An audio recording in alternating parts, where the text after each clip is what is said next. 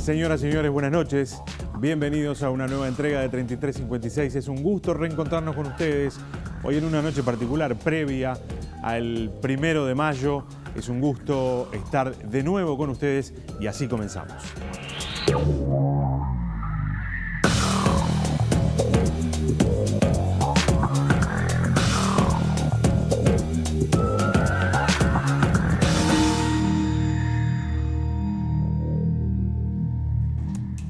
Hace un par de semanas, en la ciudad de Buenos Aires, Abuelas de Plaza de Mayo daba a conocer la restitución de la nieta número 129. El papá y uno de los hermanos de esa nieta recuperada viven en nuestro país y hoy nos van a acompañar aquí en 3356. Vamos a poner en contexto esta situación de la que les hablamos con este informe.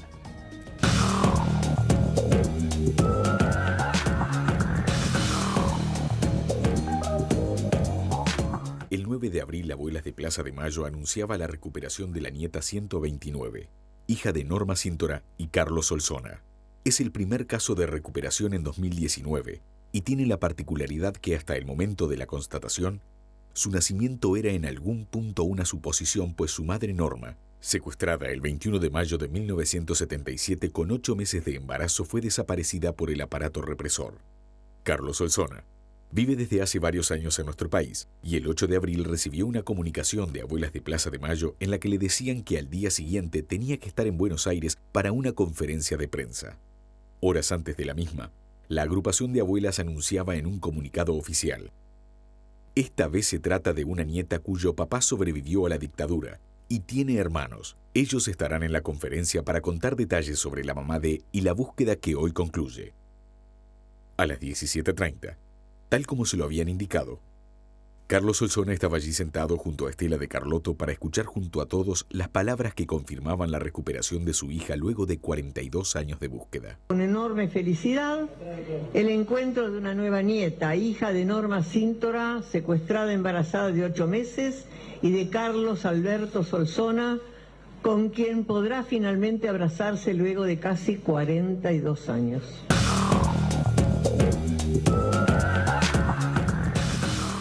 Carlos Solsona y Martín Solsona van a estar con nosotros en el próximo bloque contándonos esta fantástica noticia a la que todavía además le quedan algunos capítulos. Después vamos a ver cuánto se ha adelantado en el Uruguay mientras hablamos de la recuperación de la nieta número 129 en Argentina. ¿Cuánto hemos adelantado en este sentido en el Uruguay? Nos van a acompañar Graciela Montes de Oca y Javier Tassino, de Madres y Familiares de Uruguayos Detenidos Desaparecidos. Hacemos una pausa y ya venimos. Sí.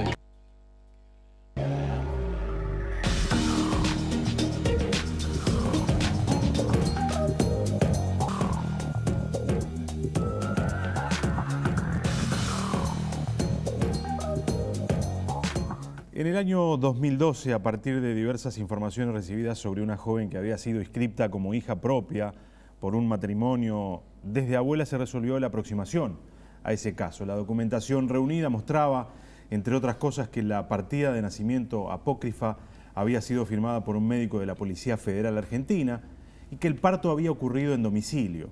En 2013, el equipo de aproximación del área de investigación de Abuelas contactó a la presunta hija de desaparecidos que vivía en el exterior para invitarla a realizarse el examen.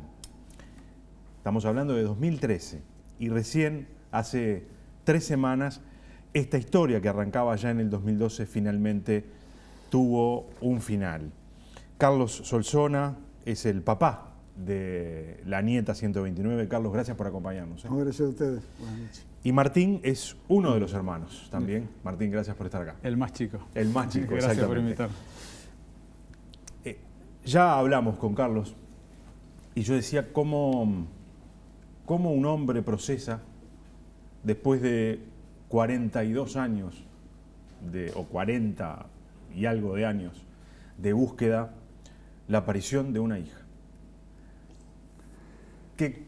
¿Cómo se procesa? Si es que se puede llegar a procesar. Uno como padre no se lo imagina.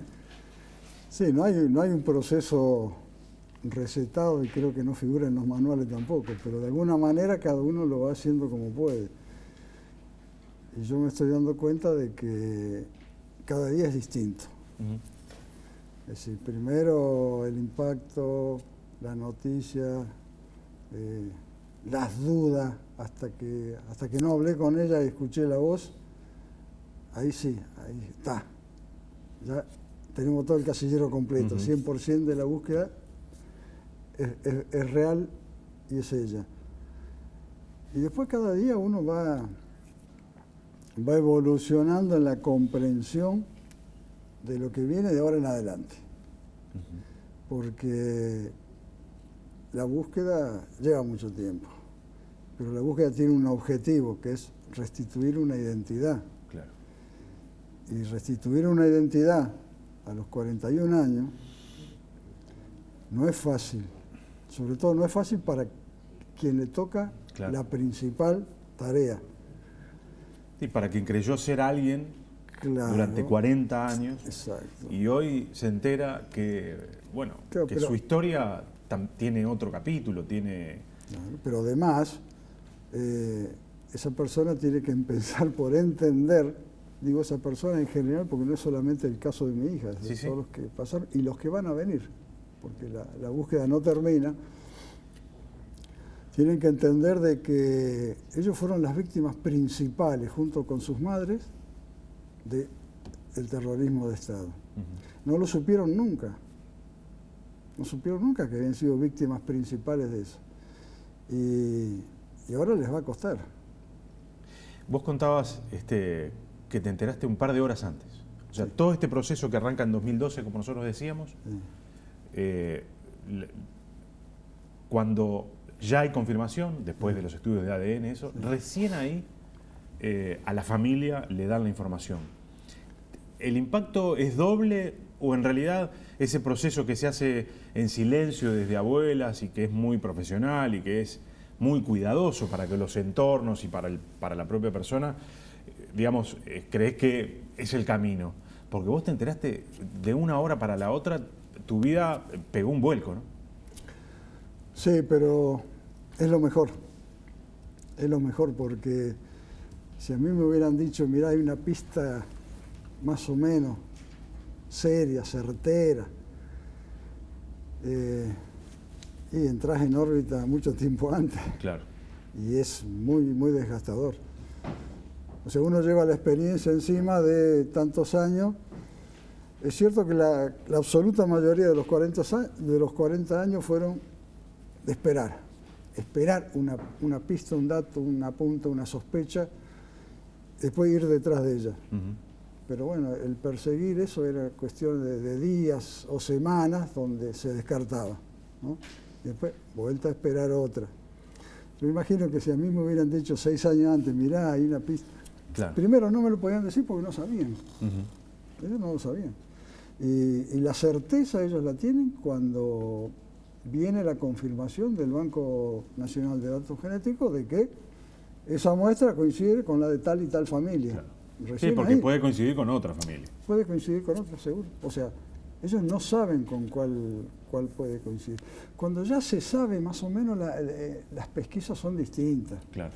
Se va más o menos tratando de cerrar el círculo sobre los responsables. Pero estos crímenes, digamos, todo el genocidio de Estado fue tan bien planificado por los genocidas que es muy difícil obtener datos concretos. Claro. Por eso el tema del ADN es el definitivo y por eso las abuelas se organizaron para trabajar con sus equipos de manera tan seria y responsable, bueno, para evitar errores, por ejemplo, que serían graves un error de este tipo. Martín, ¿cómo se acompaña a un padre que probablemente el asunto no está todo el día arriba de la mesa, no es un asunto de conversación constante, pero vos sabías perfectamente que tu viejo tenía la esperanza de en algún momento encontrar a tu hermana? ¿Cómo se acompaña ese proceso sin avanzar sobre el otro, sin que el otro lo sienta como una carga adicional, pero acompañando y tratando de ser sostén seguramente en algún momento? Sí.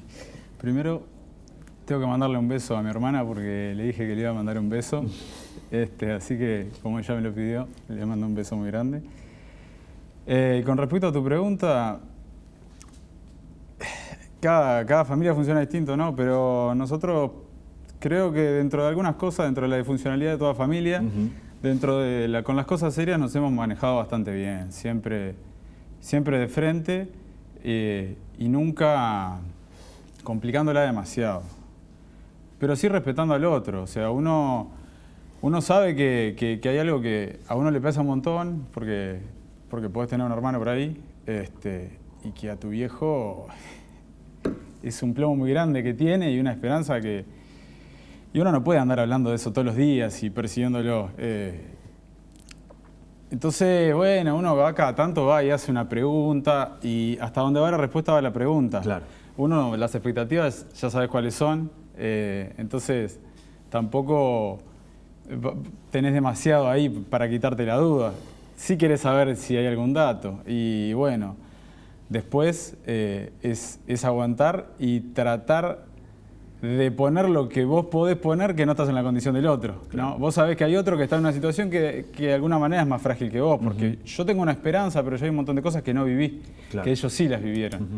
Entonces, el papel que eso juega dentro de uno es distinto. Entonces, si uno puede poner esa parte que el otro no la puede poner... Claro. Tenés un hermano que vive en Argentina, además, y que me imagino que también él, por estar allá, de repente estaba más en contacto, o bueno, ¿cómo era ese? Había que sortear muchas veces, había que bypassear al viejo, conversar de algunos asuntos entre ustedes, para no meterlo y para no generarle más ansiedades. ¿Cómo fue también ese... ¿Vos cuántos años tenés ahora? 32. ¿Y te enteraste de esto, de esta historia, cuánto tenías? Cuando yo tenía, no me acuerdo exactamente, pero creo que unos 12 o 13 años. Y ahí imagino que a quien más recurriste, quiero creer, porque es lo que me pasaría a mí, es a tu hermano, que es mayor. En realidad, voy a ser honesto, a quien más recurrí fue a mi madre. Ajá. Yo me enteré porque mi madre me cuenta en uno de los viajes que Carlos hacía a Buenos Aires, en un momento empezó a viajar más seguido y él nunca iba a Buenos Aires, él siempre iba a Córdoba y yo era chico y le digo, pero ¿por qué va a Buenos Aires tanto? Y ahí mi madre me cuenta y yo en realidad a partir de ese momento me entró un chip y me lo guardé y me quedó, Claro. me quedó guardado. Lo hablé un poco con ella y después lo retomé muchos años después, sí, hablando con mi hermano en una de las tantas visitas que le hice y que bueno, son conversaciones muy difíciles, Sí, porque para él, aparte que todo este tema del terrorismo de Estado, a él también le implicó crecer sin su padre, que estaba pero no podía estar con él. Claro. La persona que falta de su madre, es muy complicado, pero él la verdad que es una persona muy tranquila, mucho más tranquila que yo, debería decir, hay que ser justo, y maneja todas estas cosas muy bien. Así que, bueno, lo hemos hablado un montón de veces, pero nada, no se maneja mucho, Claro. no sé cómo explicártelo, no es algo que uno maneja. Claro.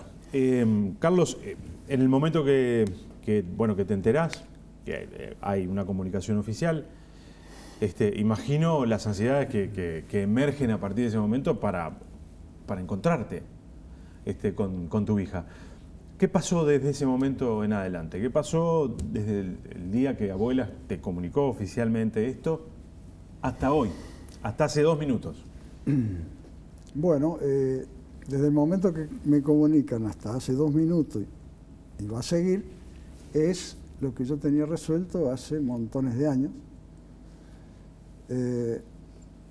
Digamos, hará unos 20, 25 años, donde me di cuenta de que ya si encontraban a alguien no era un bebé, no era una niña, era un joven, un adulto. Como uno hace mucho tiempo también fue joven y fue adulto, se recuerda de que en un momento de la vida ya nadie te va a corregir el rumbo, Claro. o sea, ya lo elegiste y te lo deben respetar. Y como yo mal que mal había venido haciendo eso con mis 2 hijos, lo tenía que hacer con el hijo que faltaba o la hija. Entonces me propuse justamente ver cuáles eran las primeras necesidades de ella, que eran las mismas que la mía, el abrazo con toda la familia. Iniciamos, digamos, una relación de contacto fundamentalmente vía teléfono, muy fluida, sobre todo con los dos hermanos, con el mayor, y cuando se enteró que tenía un hermano menor también. Me comenta poco lo que hablan entre ellos. La única vez que yo pregunté algo, cómo le iba, me dijo, bueno, el más grande es más serio, el más chiquito es más cara dura, pero bueno, fue lo que pudo decir. Y yo no me metí más tampoco en eso porque es el tema de hermanos. Claro, es otro hermanos terreno. que tienen una historia muy particular, muy compleja, pero son hermanos y como tal la están encarando, digamos. Y yo voy a tratar de acompañar en todo lo que pueda el peludo regalo que ella tiene que incorporar a su vida, que soy yo. O sea, no tengo ninguna duda, soy la figura más difícil de acomodar en su esquema familiar, en su vida, porque... Más que sus hermanos, decís. Sí, porque yo intento siempre ponerme en el otro lado del mostrador, me pongo en el lugar de ellos, ¿no? 40, 41 años, salgo a buscar mi identidad, abuelos a lo mejor, no sé, pero van a tener 100 años, los abuelos, 90, 100 años, es difícil. Hermanos, no es lo mismo, 1, 2, 5, los acomodo enseguida. Mi madre, asesinada, mi padre, ¿qué va a estar? Si no quedó nadie de esa generación prácticamente, digamos. Claro. O sea, esa era la composición del lugar que se podía hacer ella unos pocos días antes, supongo. Me dijo que esto lo íbamos a hablar solamente mano a mano y cara a cara, ¿no? Tampoco insistí, por supuesto. Entonces ya está claro lo que yo tengo que hacer.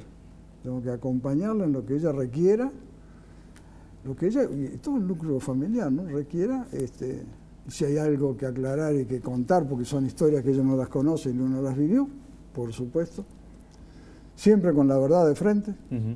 Con la verdad de frente, le gusta a quien le guste y le duela a quien le duela, porque la verdad te hace libre y la mentira te exige custodiarla todos los días, porque se cae sola.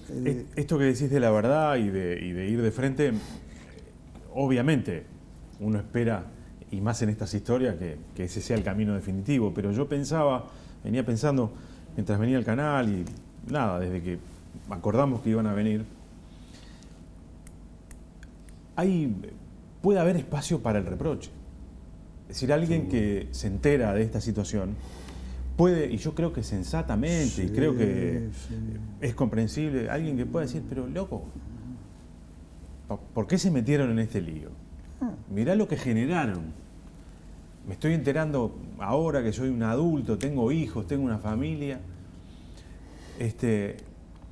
¿Estabas preparado en el caso que eso hubiera ocurrido para enfrentar esa situación?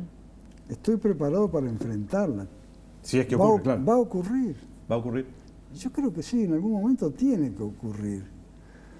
Porque son dos vidas que transcurrieron, la de ella, la mía, digamos, por caminos muy separados, ¿no?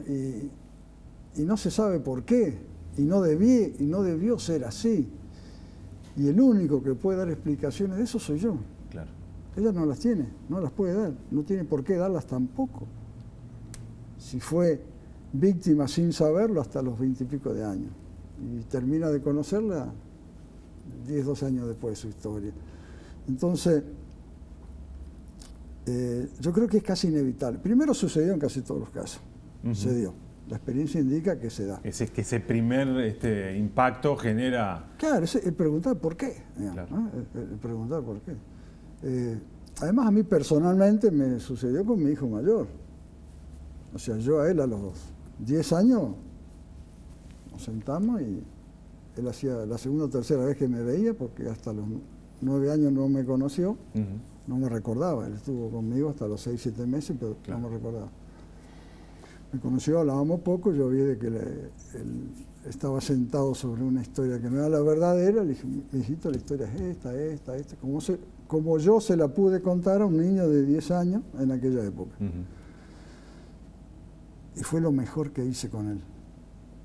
Creo que fue lo mejor que yo hice con él, en toda la vida. Tuvimos después trato más frecuente y muy frecuente, digamos, 30 años seguidos. Pero eso fue lo mejor. Por lo tanto, acá también va a ser lo mismo. Necesariamente, digamos, que los reproches, la respuesta que deja a los reproches que te hagan, satisfagan o no, no sé, es un riesgo. Es un riesgo de que no, seguro. Porque Pero acá estamos en una situación tan compleja, porque acá parece que hay, en un punto, y esto quiero que se entienda lo que quiero decir, parece que hay una víctima y del otro lado un responsable. Y los responsables están en otro lado. Los responsables fueron los que se apropiaron, los que asesinaron, los que desaparecieron. Sin embargo, hoy vos tenés que enfrentar a una situación en la cual tenés que dar explicaciones. Y tenés que casi ponerte en el lugar de quien infligió el daño, ¿no? Exacto. Esa es otra de las caras nefastas del terrorismo de Estado. No solo secuestraron, torturaron, asesinaron, ocultaron cadáveres, robaron bebés, sino que además ese terror lo aprovecharon para infundir en el resto de la sociedad el por algo habrá sido. Claro. Y eso es lo que quedó. Algo habrá hecho. Algo habrán hecho. Eso es lo que quedó. Del otro lado del Río de la Plata y de este lado del Río de la Plata. Porque la historia es calcada. El plan fue sistemático y generalizado. Entonces, todas las dudas que pueda tener alguien que se descubre víctima de eso, hay que aclarársela con la verdad, solo con la verdad. Y si me toca ponerle otra mejilla, cosa que no he hecho nunca en mi vida y que me rechine, que creo que no hay que hacerlo, en este caso lo voy a poner. Sí, pero bien con la verdad. Y si alguien me demuestra de que tengo responsabilidad en algo, la voy a asumir, por supuesto. La voy a asumir. Martín, ¿cómo fue el primer contacto con tu hermana? Nosotros estábamos en Santiago de Chile. En realidad, cuando lo dejamos salir en el aeropuerto, yo estaba con mi madre y con Lucía en Santiago de Chile. ¿Ustedes se tuvieron que quedar? ¿Lo mandaron a él? Lo mandamos a él porque si no, no llegaba. Y yo estaba con mi madre, con Lucía, que es mi compañera. Y bueno, había que ver qué hacíamos. Ese día no teníamos la menor idea cómo seguía la cosa, porque en realidad no sabíamos exactamente qué era lo que había pasado, ni cómo se seguía. Las comunicaciones no teníamos porque estábamos allá. Entonces ese día nos fuimos a pasar a Valparaíso un poco a distender, a tratar de despejar las cabezas, que fue absolutamente imposible. Estábamos más nublados nosotros que el día. Y ya después de la conferencia y todo, empezamos a volver y yo venía manejando y lo único que quería era llegar a Córdoba a verlos, porque la verdad que no aguantaba más, el camino más largo de mi vida. Y paramos en San Luis a la vuelta. Ya me había avisado Marcos, mi hermano, que ella me iba a escribir, que le había pedido mi número. Y yo tenía que manejar desde Santiago de Chile a San Luis. Entonces, esperando ese llamado. No, con el wifi apagado, porque donde me agarrara la conexión y me tuviera que comunicar con ella a mitad de camino, ¿cómo iba a hacer yo para seguir manejando? Claro. No había manera, no había más chofer. Entonces me desconecté y cuando llego a San Luis, llegamos a San Luis, buscamos un hotel, paramos, me voy a acostar. Digo, bueno, ahora sí, me conecto al wifi, tenía un mensaje, tenía que responder y tenía el teclado más grande del mundo, porque tenía un montón de letras. Yo le decía, el otro día hablaba con ella, después de estar hablando ya muchos días, le decía, te tenía que escribir el primer mensaje y quería tener un teclado con una sola letra, porque todas esas opciones que podían estar mal no las quería escribir, ¿viste? Nunca me había pasado, o sea, de tener tanto miedo de arrancar mal algo. ¿Podés contar qué decía ese primer mensaje de ella? Hola, Martín, soy, y el nombre de ella. Eso. Y yo cuando lo vi, por dentro me desarmé todo. Eso fue el primer mensaje, pero después hubo comunicación. Después nos estuvimos escribiendo permanentemente mientras yo estaba allá. nos enviamos algún audio y ya cuando estábamos de vuelta a Montevideo tuvimos una videollamada por WhatsApp, 1 hora y media, hablando de cualquier cosa, porque hablas de cualquier cosa. Cuando tenés ganas de hablar y tenés ganas de establecer un vínculo con el otro, que es lo que estoy recibiendo, hablas de cualquier cosa. Y ahora hay que construir. Lo único que uno se imagina de afuera es que ahora hay que construir. Sobre algo que hay allí, hay que construir. Yo te decía la otra vez que hablamos, y además falta una cosa fundamental, que es el abrazo. Que eso no lo sustituye una videollamada, un mensaje, nada, ¿no? ¿Cómo se construye? No sé. No sé, se va a hacer como se pueda. Yo lo voy a hacer como pueda. Y generalmente en las cuestiones más complejas que tuve que enfrentar en mi vida, he planificado poco y nada. Es decir, partiendo de lo que tengo, eso sí. ¿Qué es lo que no, pero tu máquina no es una manera, tu cabeza no es una máquina de planificar hoy. Trato de que no sea, te voy a decir, porque cada vez que planifico algo me sale de regular para abajo. Entonces, tengo en cuenta todo lo que está en juego. Trato de ponerme en el lugar del otro y después, sobre la marcha, tratar de ser prolijo, cuidadoso, cauteloso y sobre todo la verdad siempre. Porque después del abrazo vienen las preguntas y las respuestas. Y yo también se pregunta y voy a esperar respuesta, y él también, y el hermano, y ella también. Quizás ella muchas más que nosotros, y quizás las de ella sean más agudas y más complejas que las que podemos hacer nosotros. No sé, todo eso lo tengo hoy. Pero no organicé nada, no planifiqué nada, porque, no sé, no hay manual para esto en ningún lado. No. Y como cada caso es particular, y cada caso es específico, bueno, yo creo que tengo una pequeña carta en la manga, y es que conozco la verdad de la historia, de mi lado. Del otro lado la va a relatar ella, pero de mi lado, que es de la que puedo tener que rendir cuenta, indudablemente tendré que rendir cuenta, digamos, lo que vos decías antes, ¿no? De reproche, reclamo y pregunta, yo de eso lo sé. Y eso es una ventaja que puede ser, no sé si enseguida, pero quizás a largo plazo, una ventaja para ellos. Saber de que tiene una fuente de información de cuestiones cercanas y previas a su nacimiento, que no es una fuente que te refiere a otra fuente, digamos. Es la fuente original de la información. En las demás cuestiones de la vida, como todo el mundo, bueno, nos manejamos con la información de la fuente que nos resulta confiable. Y bueno, no tenemos otra. Entonces yo por ahí creo que tengo esa ventaja y tengo bastante memoria, bastante buena memoria todavía. El alemán me pisa los talones, pero bueno, es para algún nombre por ahí, alguna cosa que se me escapa, nada más. Hay otra historia que va a haber que contar, y es de quien está ausente.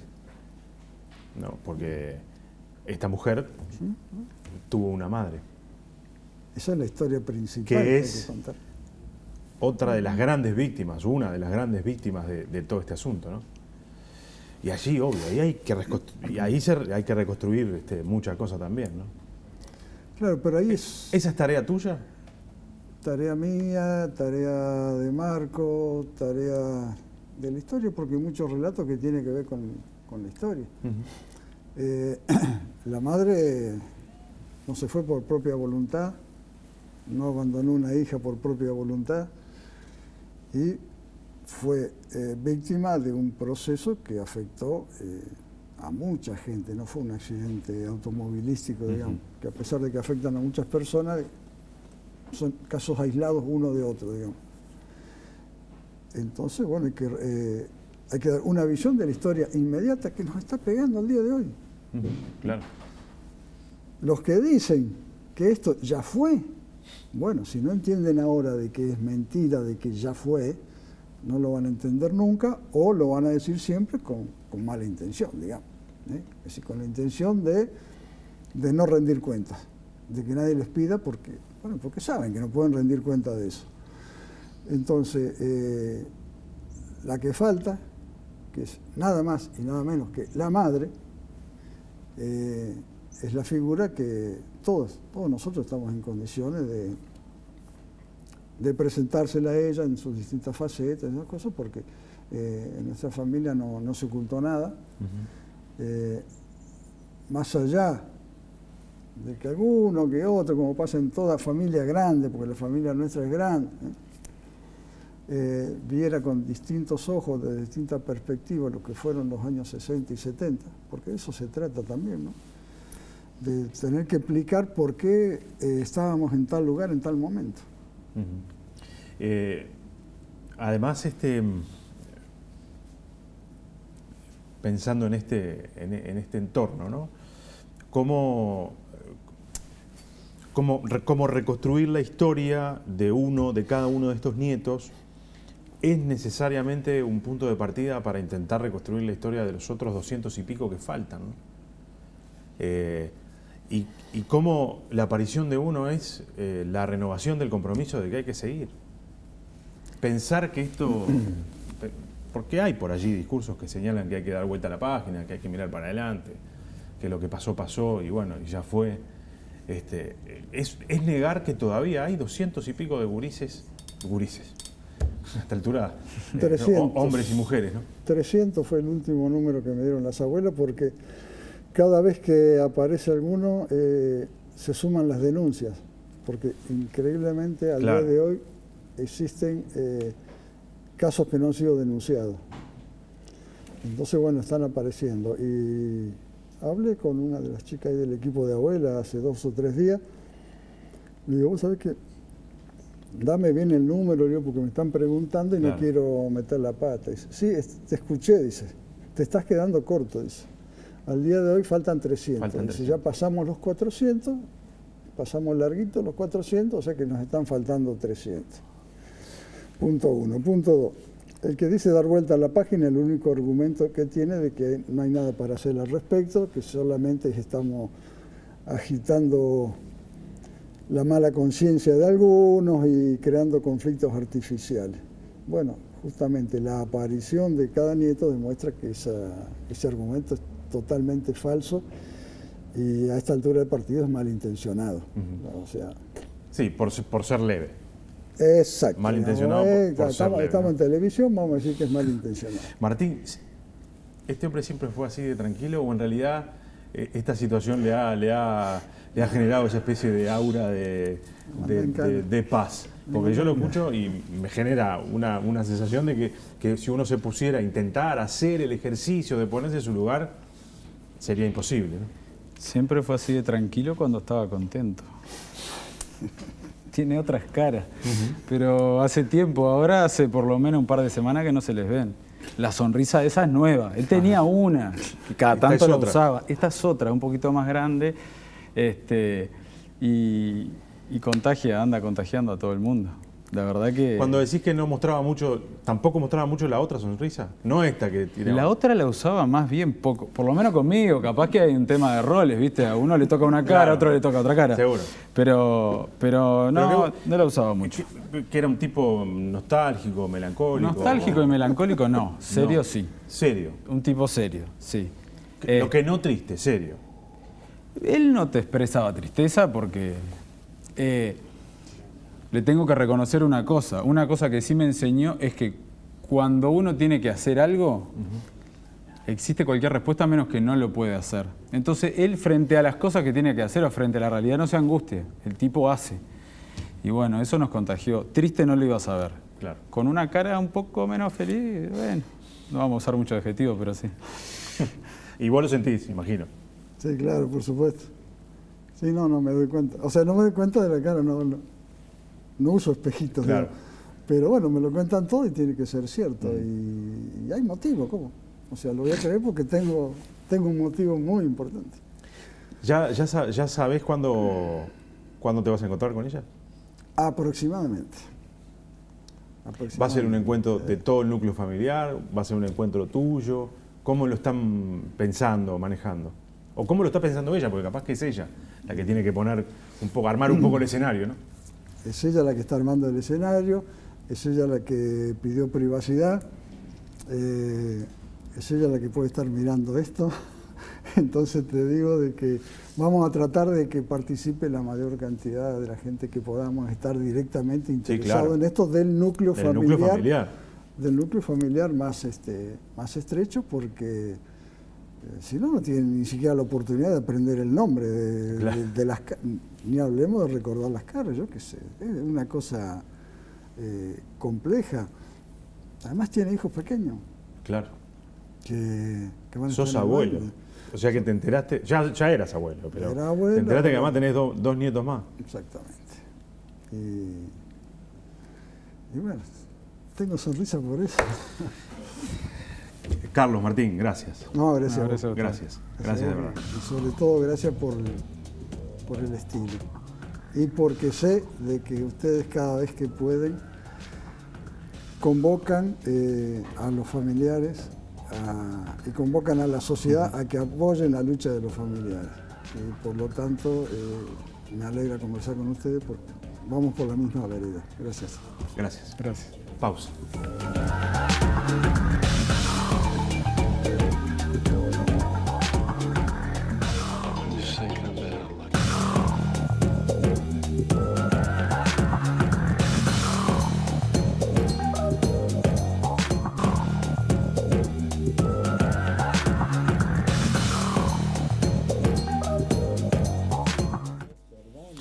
Graciela Montes de Oca y Javier Tassino son integrantes de Madres y Familiares de Uruguayos Detenidos Desaparecidos. Gracias por acompañarnos.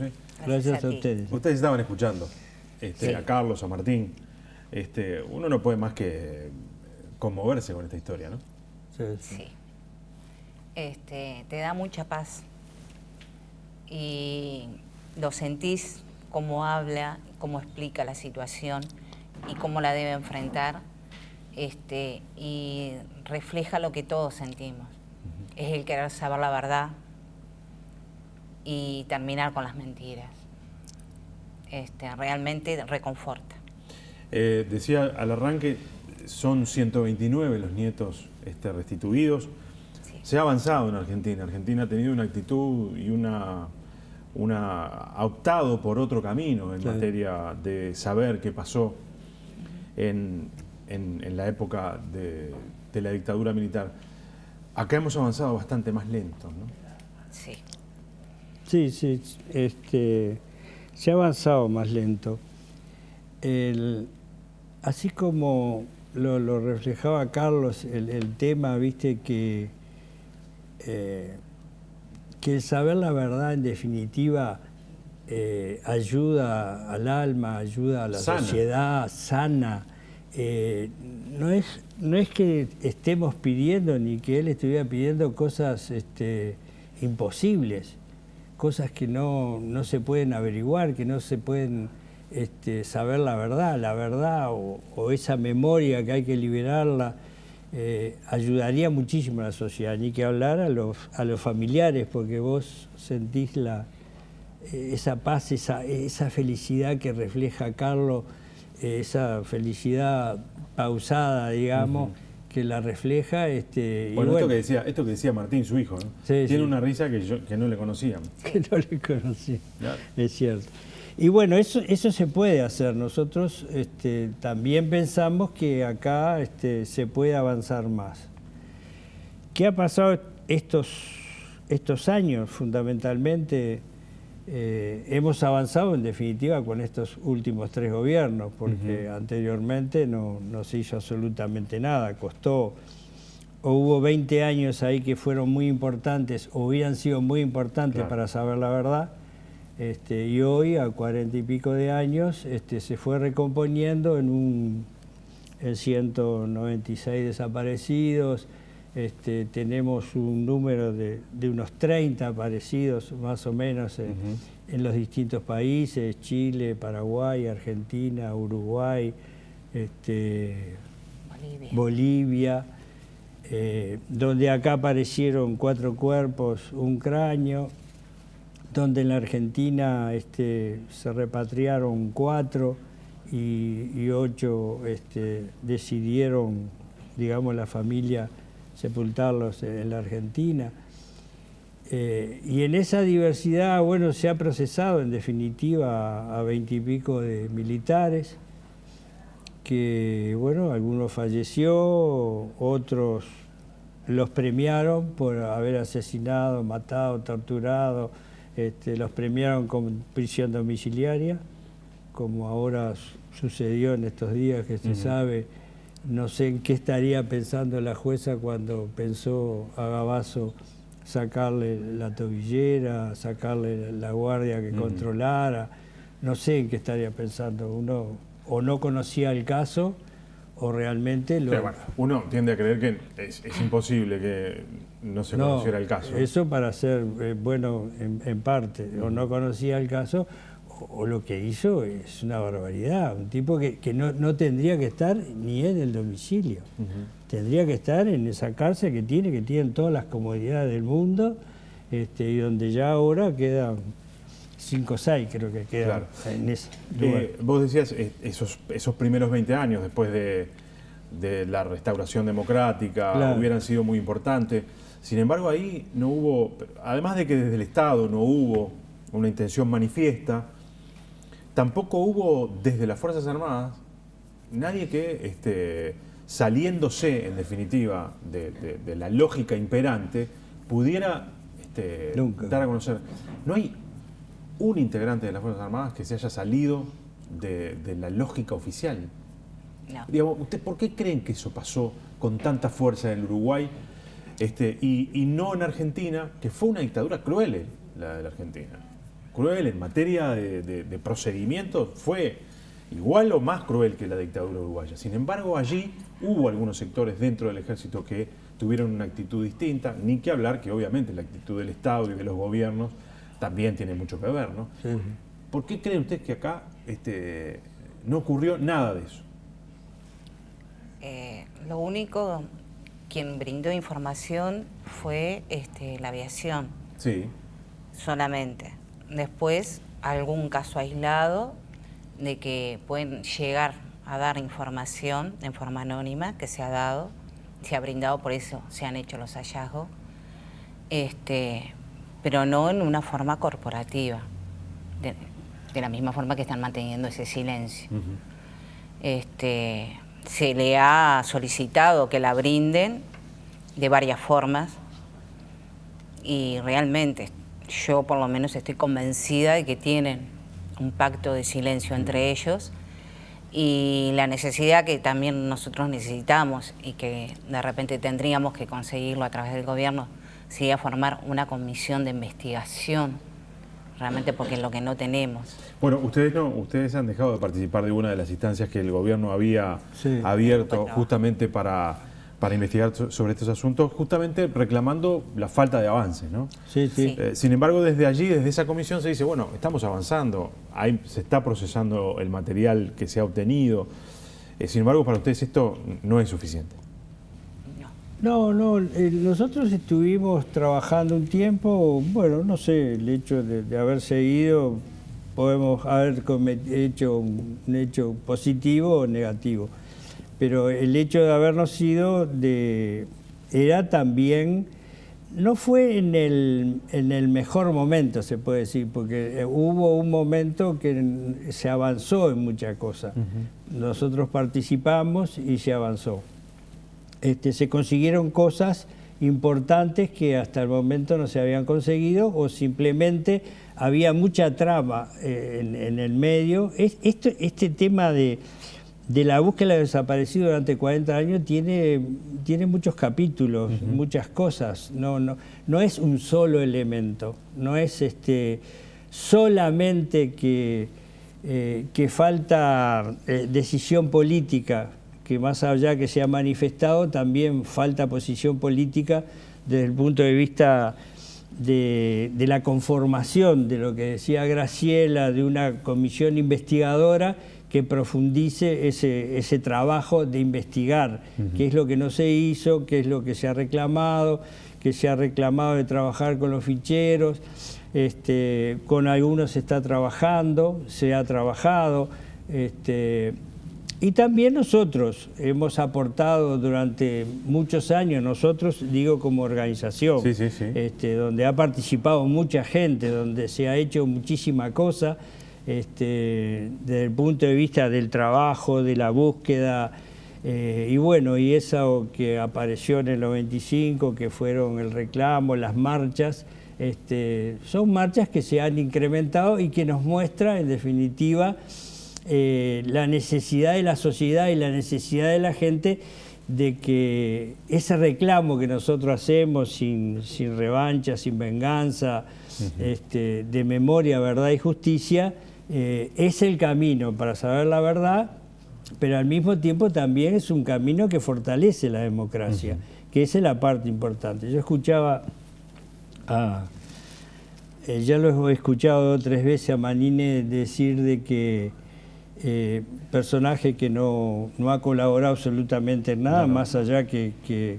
ha agitado banderas del tema de los desaparecidos, que la gente después de 50 años está como harta del punto de vista del tema.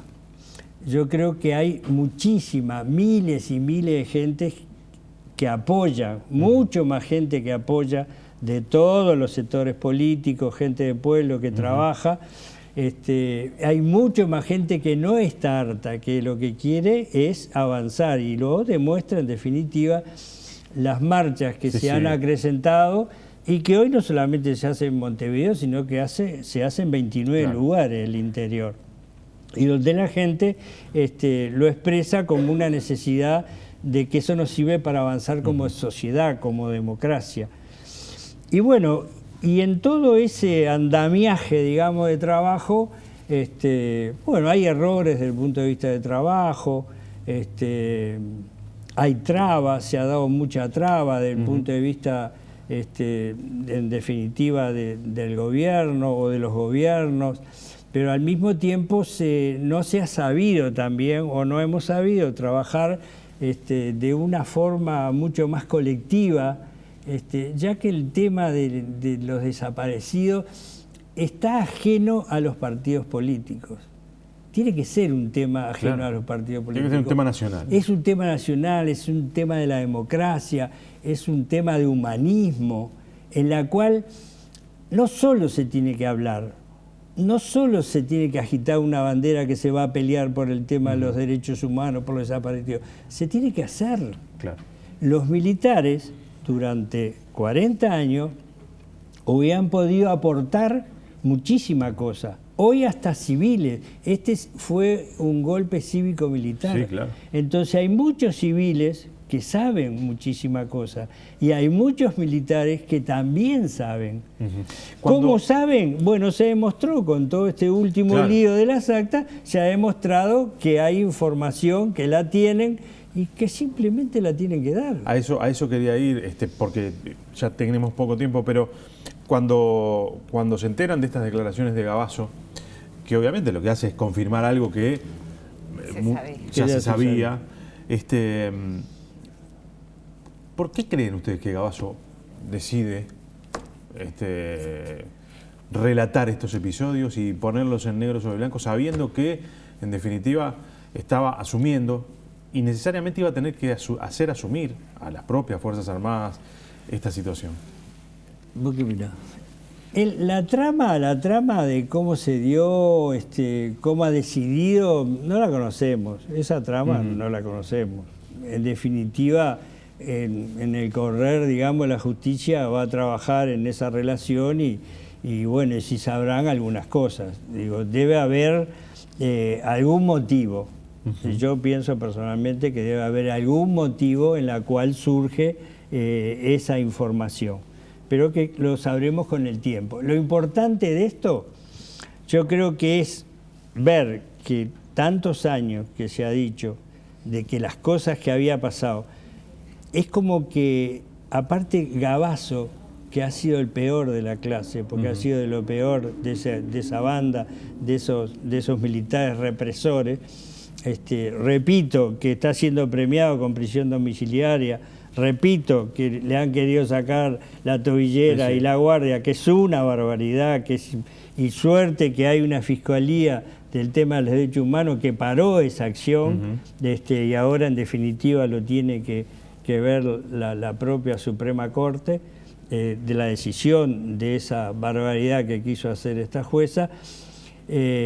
Bueno, confirma todo lo que se había dicho que había hecho él y los militares que fueron procesados. Y al mismo tiempo demuestra también que los militares, los comandantes en jefe, tienen información y han parado a los represores. Claro. Es lo que queda claro de toda esta situación. Por eso lo hemos dicho en muchas entrevistas y conversaciones que hemos tenido, que bueno, hoy surge hasta presidenciables, que en un tiempo se hablaba de que no había desaparecido. El propio expresidente Sanguinetti. Sanguinetti, el padre de Luis Lacalle, también lo dijo en un programa de televisión, que no sé, que había 6 desaparecidos, no sé cuánto. Bueno, hoy se están comprometiendo. Yo lo que les pido es que no esperen a ser presidentes, porque estoy seguro, no tengo ninguna duda, que ellos que se están comprometiendo y otros militares saben perfectamente y saben información para saber la verdad. Javier, Graciela, gracias por habernos acompañado hoy. Muchas gracias. Un gusto como siempre y bueno, vamos a seguir conversando sin lugar a dudas. Sí, sin lugar a dudas. Señores, con ustedes nos reencontramos el próximo viernes aquí en Televisión Nacional. Mañana es el Día de los Trabajadores. A todos ellos, salud. El 20, la marcha, me vi la marcha.